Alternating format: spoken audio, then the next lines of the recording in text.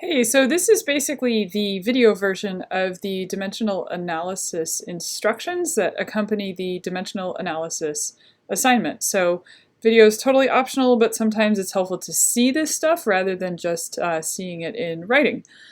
So what do I mean by dimensional analysis? Well, we're going to be using a lot of principles from physics and chemistry to conduct some calculations and solve different types of problems throughout the course.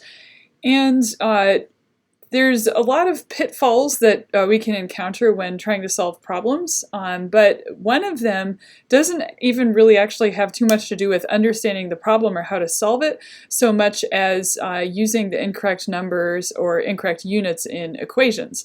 So what I mean by dimensional analysis is just a systematic approach to problem solving that will help to reduce those types of errors as you're solving numerical problems. And this kind of goes along with other skills such as just doing a basic sanity check when you're thinking about numerical quantities. Does it make sense to have a heart rate of 2? Or does it make sense to have a heart rate of 2,000? If you wind up with that kind of answer, you probably need to go back and revisit your calculations. So my hope is that you're already familiar with dimensional analysis from other courses, and so ideally this assignment is largely just an overview and a refresher, but in any case it can be just useful to make sure that we're all on the same page with how this works. And dimensional analysis is actually really simple. So basically what you need to do is write units next to every number, and then you also need to carry the units when doing calculations. Okay, so it's easiest to just kind of see this with an example. So let's say that I start out with 2 cows. And then I have a question, right? So cows are my units here. I have a question of how many legs are present among these 2 cows. Okay, so if I'm using dimensional analysis, it helps if I also know something about the relationship between cows and legs, right? So if I have 1 cow, then that's going to be equal to 4 legs.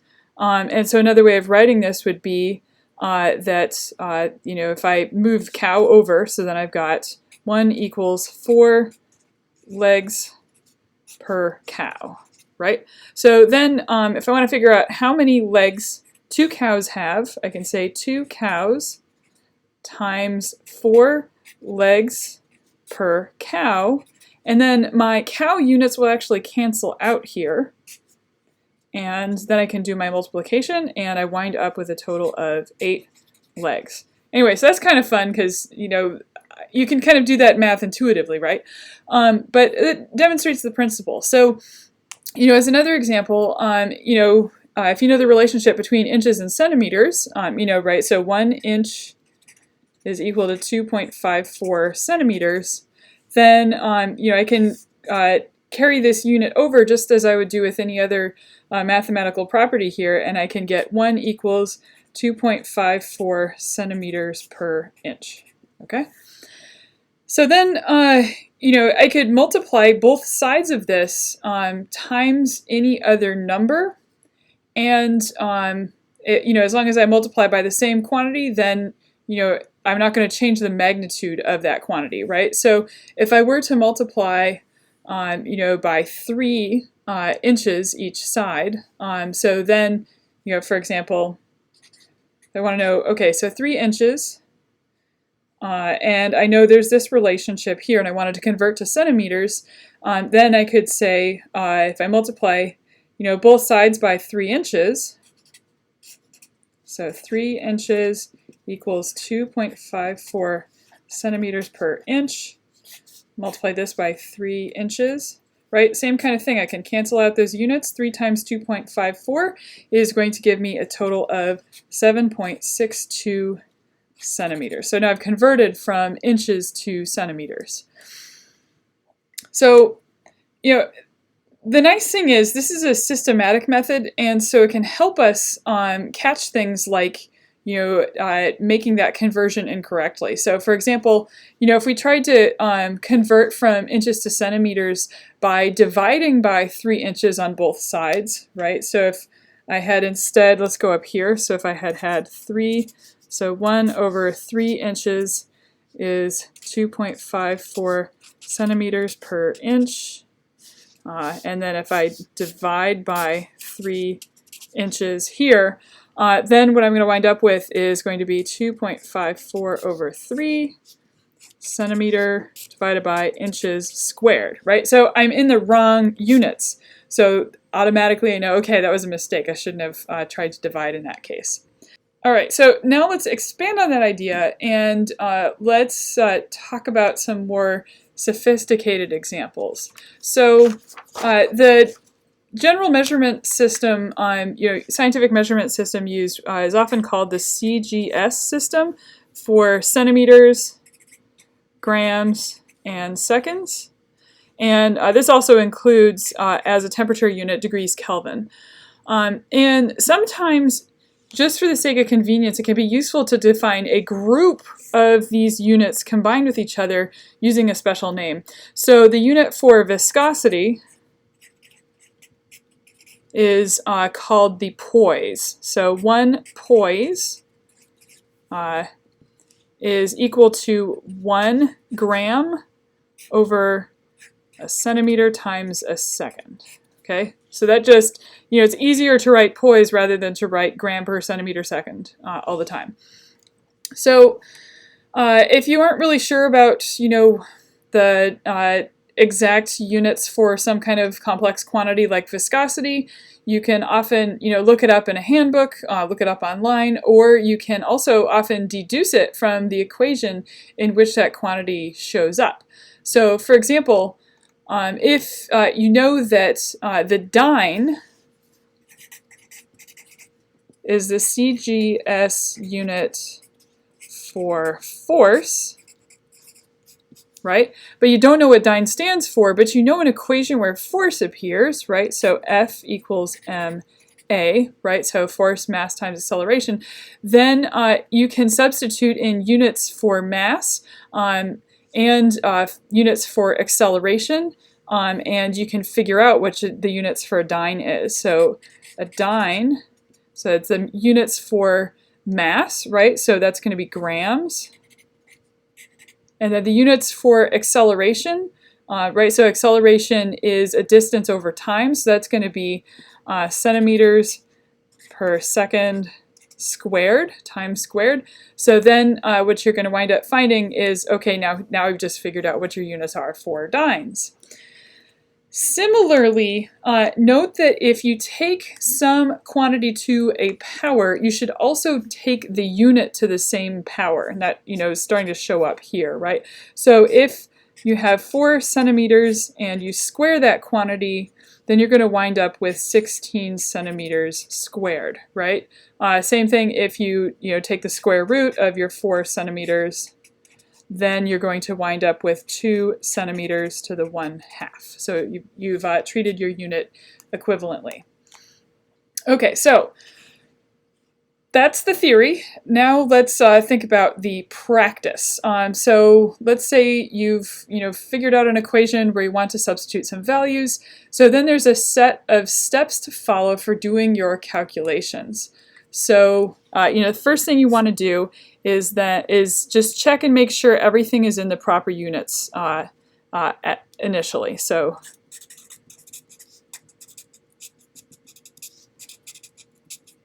just to make sure that that's really straightforward before you do any substitutions. Next, all the numbers that you have should be written with exponential notation. So for example, if you have 0.0049, you're going to need to convert that to exponential notation. So that's going to become 4.9 times 10 to the negative third. And that becomes really useful because often then you can knock out a whole bunch of your exponents and combine them more easily. Then you're going to substitute the numbers and the units.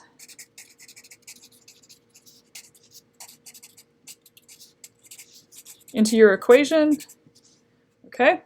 And then expand any exponents as necessary.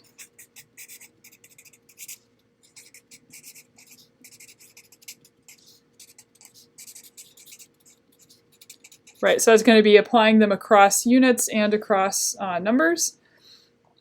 Then segregate the numbers, the powers of 10, and the units.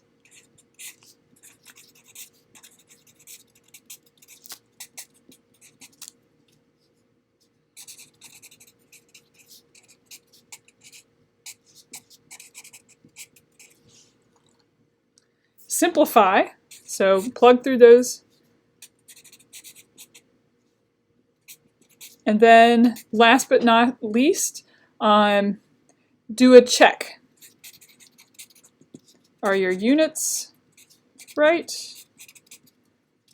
Logical? And is your answer reasonable?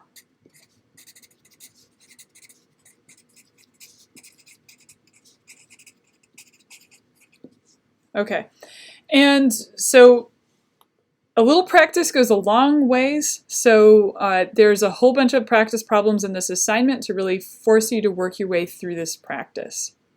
All right, so let's just take a look at an example of this, following these steps, all right?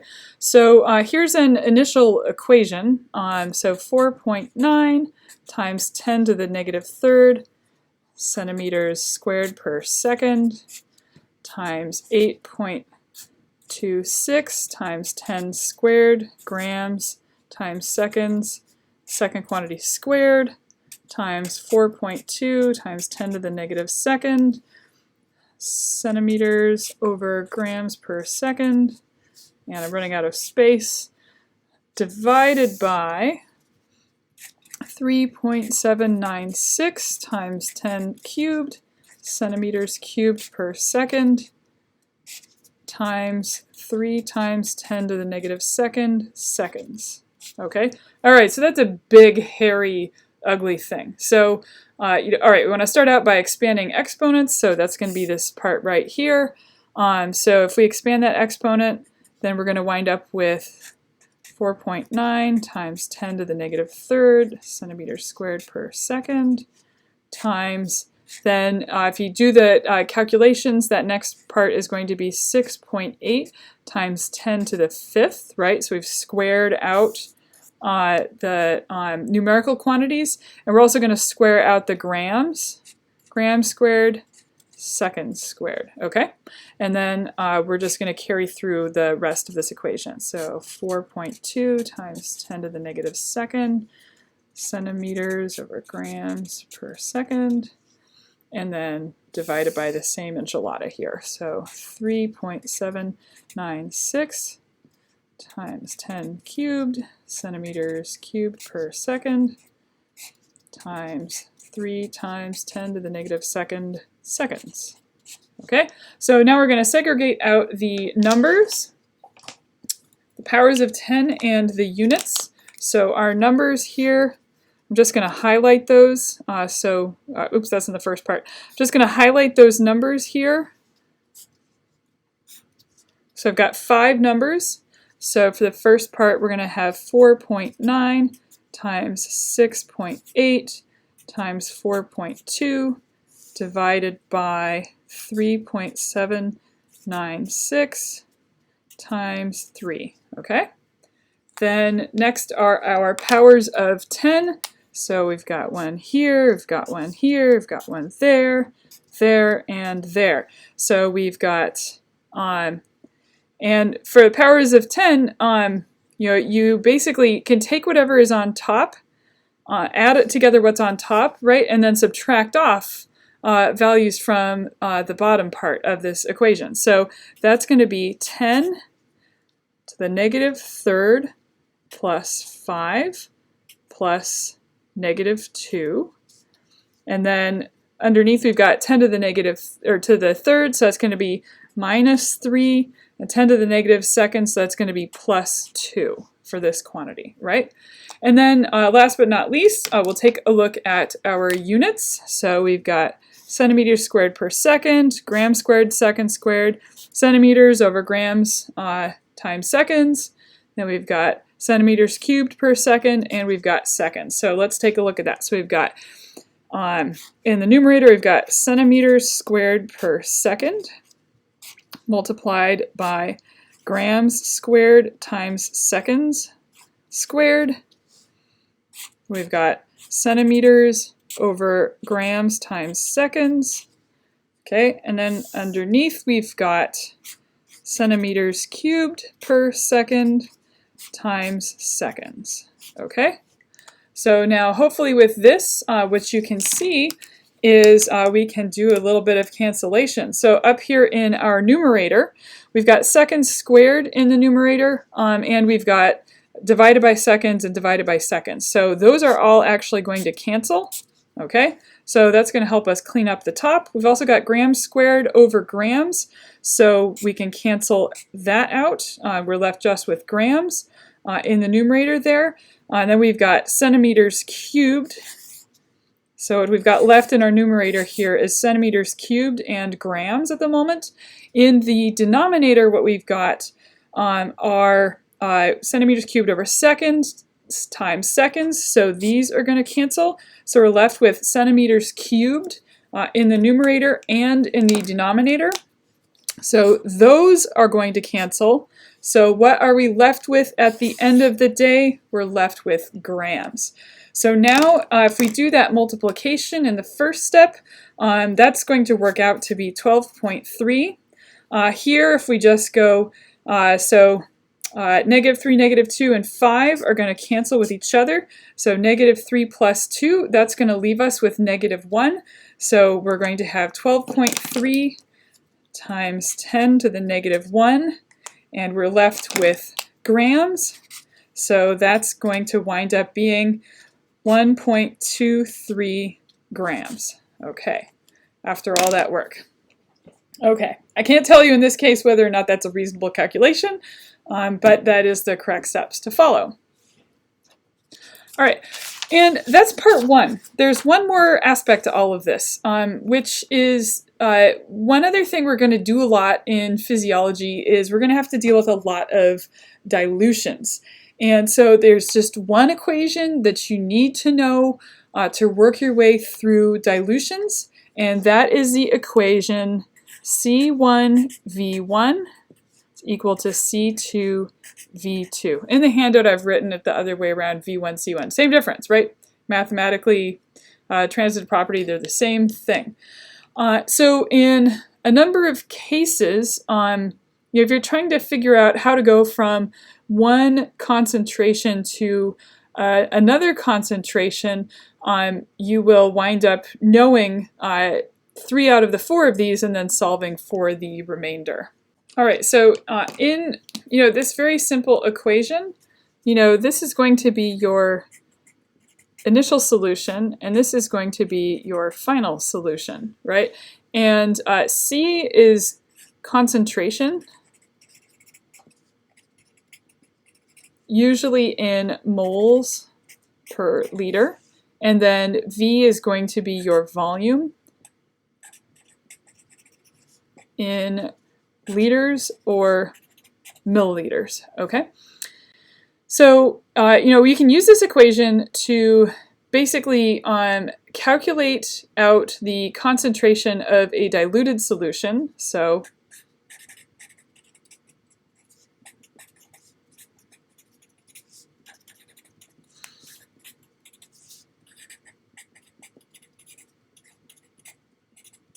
okay, so if you want to figure out what's the final concentration of a diluted solution, so let's say that you add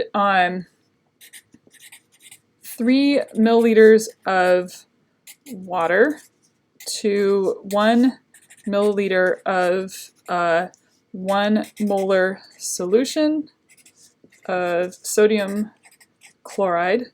So what's your final concentration? Right, so you just need to rearrange this equation. So then C2 is going to be equal to C1V1 over V2, right? So, okay, so I've added, one thing to note here is V2 in this case is going to be the total volume of the final solution, right? So,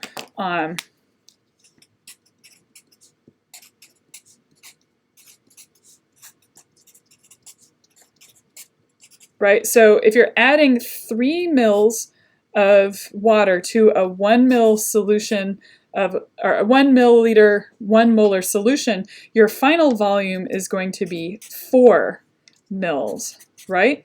And what you've added in from your initial solution is you've got a 1 molar solution, and you've got 1 milliliter of it, okay?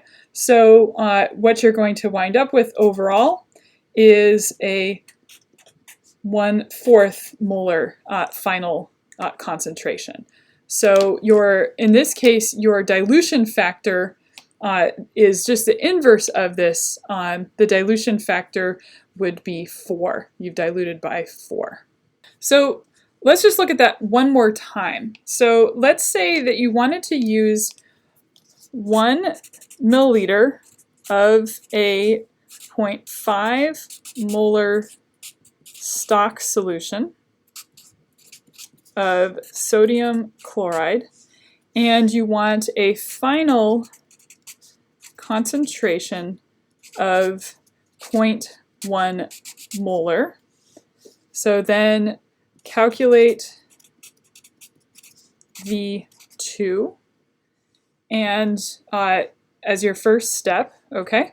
So for doing that, for calculating V2, right, so if you want a final, in this case, if you want a final concentration of 0.1 molar, and you need to figure out what V2 is going to be C1V1 over C2, okay? So my C1 is 1 mil of 0.5 molar, right? So my C1 is going to be 0.5 molar times 1 mil. And I want a final concentration that is 0.1 molar.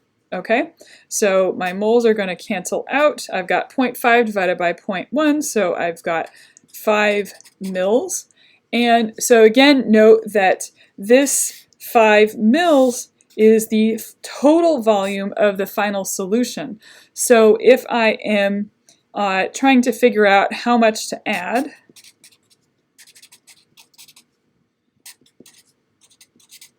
and in this case I'm trying to figure out how much water to add, or diluent, right? If my final volume is 5 mils, I'm going to say 5 mils minus this 1 milliliter of my concentrated stock, so I'm going to add 4 mils total. Okay. It sounds really abstract, but let's think about it this way. What if you're in a hospital and you are tasked with, preparing a solution that you're going to inject into somebody, and you do not have physiological saline that's at the correct salinity, and you need to dilute out a stock solution to get physiological saline that is at the correct salinity so that you don't kill your patient. You're going to want to be very sure that you know how to do these calculations and do them correctly before you do that dilution and put that solution into your patient, or you're going to kill your patient. All right, so now your assignment is to use the approaches that I've outlined here to solve a series of problems. And I'm going to note these problems are not easy problems. They're challenging problems, but they're not impossible problems. They're problems that you can do. You'll also want to note that the last page of the assignment has a collection of conversions for you to help you work through these calculations. And we're going to see a lot of these calculations through the course of the semester across lectures and labs. So now hopefully I've given you some tools to get underway with this assignment. You know, do your best. It takes meticulous attention as you're going through these calculations. You know, if you are finding that you're spending, you know, 4 hours and you're crying trying to get this done, usually what that means is come into office hours. Or, you know, find some other form of help to complete the assignment. It will take some time, it will take some mental sweat, but it should not be an impossible assignment. Good luck.